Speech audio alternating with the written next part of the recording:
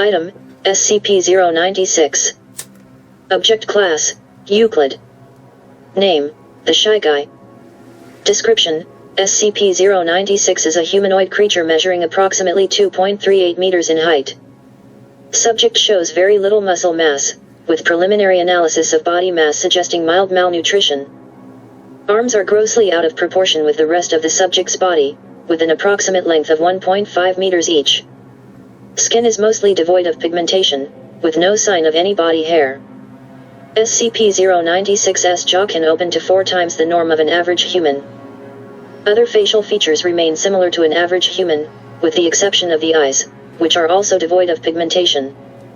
It is not yet known whether SCP-096 is blind or not. It shows no signs of any higher brain functions, and is not considered to be sapient. SCP-096 is normally extremely docile, with pressure sensors inside its cell indicating it spends most of the day pacing by the eastern wall. However, when someone views SCP-096's face, whether it be directly, via video recording, or even a photograph, it will enter a stage of considerable emotional distress. SCP-096 will cover its face with its hands and begin screaming, crying, and babbling incoherently. Approximately 1 to 2 minutes after the first viewing, SCP-096 will begin running to the person who viewed its face, who will from this point on be referred to as SCP-096-1. Documented speeds have varied from 35 km an hour and above, and seems to depend on distance from SCP-096-1. At this point, no known material or method can impede SCP-096's progress. The actual position of SCP-096-1 does not seem to affect SCP-096's response. It seems to have an innate sense of SCP-096-1's location. Note, this reaction does not occur when viewing artistic depictions.